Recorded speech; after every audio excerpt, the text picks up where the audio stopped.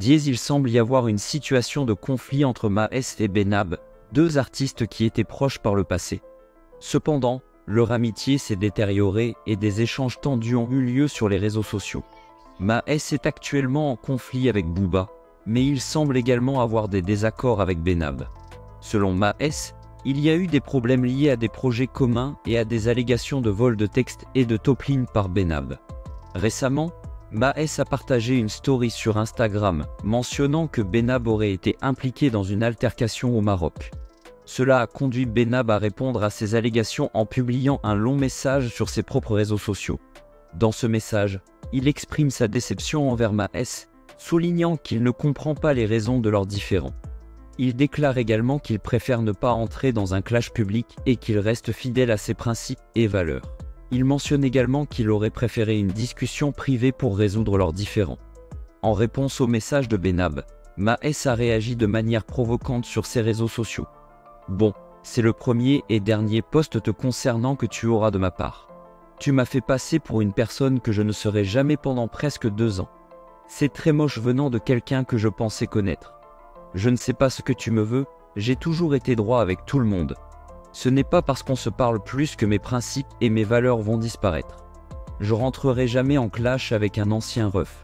Je suis déjà en guerre avec moi-même et c'est déjà beaucoup.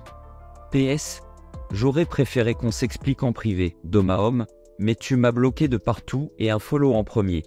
Dieu voit tout et c'est toi, force à toi dans ta vie. » Maes a réagi sur son compte Instagram en publiant le message de son rival dans sa story. En commentaire, le rappeur a écrit « Sale victime, va fitter avec Bigor ». Par la suite, il a également partagé une publication d'un internaute qui accuse Benab d'avoir eu une relation avec une jeune femme de 16 ans. Ces derniers jours, le duc de Boulogne a franchi un cran de plus. L'artiste, qui est aussi père de famille, a exposé les discordances entre la réalité vécue par les artistes de la scène urbaine et les récits qu'ils présentent dans leurs chansons. Il a spécifiquement cité des noms tels que Damso, Gazo, Ninho et Zola. Vos rappeurs souffrent. Il n'y en a pas un qui a une Lamborghini, une Ferrari. Ils en parlent tous dans leurs textes, que ce soit Damso, Gazo, Zolito. C'est bizarre quand même, ils sont fauchés ou ce sont des menteurs. Et j'ai oublié Ninho, Maes. Ça c'est le quartier des Gazo, les Zola. C'est la montre de leur best life.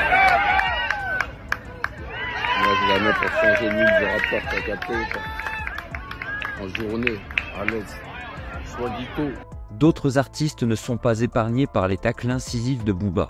Récemment, le rappeur originaire de Boulogne-Billancourt a partagé une vidéo provenant d'un internaute mettant en scène un featuring avec Niska.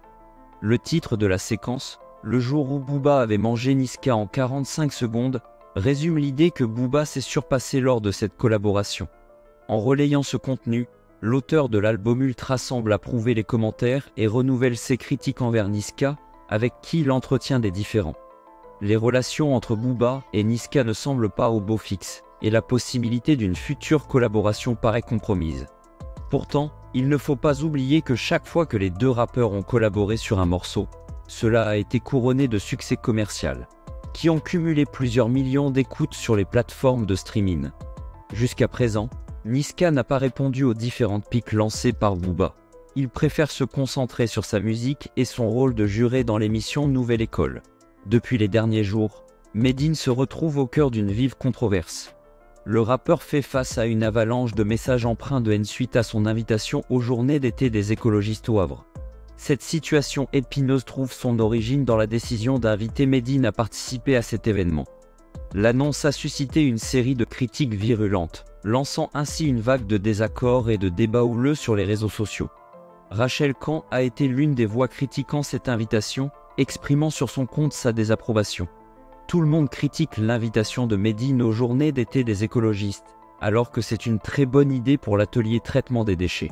Face à ces tensions, Medine a pris la parole sur son compte tweeté, utilisant un jeu de mots qui a été interprété de manière controversée et négative.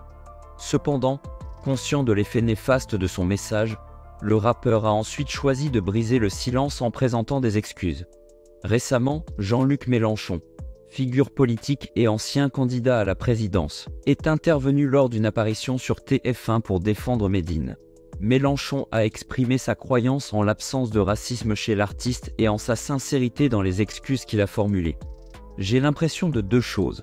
La première, on nous impose un agenda.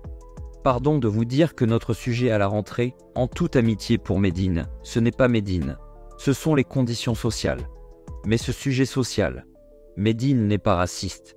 Il faudrait arrêter de considérer que parce que quelqu'un est musulman qu'il est forcément coupable d'avance. Il a dit ce qu'il avait à dire mais apparemment, ses excuses on n'en veut pas. Quelqu'un a porté plainte et la justice va intervenir pour mener son enquête. Vous avez décidé qu'il était coupable, ce n'est pas mon avis. Moi, j'accepte les excuses et les explications qu'il a données. Nous sommes certains du caractère non raciste et non antisémite de Médine. Il y a quelques jours, Rof a choisi de s'exprimer suite à la tragique disparition d'un enfant de 10 ans dans une fusillade à Nîmes. Sa prise de parole a suscité diverses réactions, mais le rappeur originaire du 94 a répondu aux critiques sur ses réseaux sociaux. Le lundi 21 août, une fusillade a éclaté à Nîmes, conduisant au décès d'un enfant âgé de 10 ans. Pour Rof, cette nouvelle tragédie aurait pu être évitée. À travers un message substantiel partagé, l'artiste exprime sa profonde tristesse et évoque la perte de valeurs dans la société actuelle. J'aurais pu dire que les valeurs se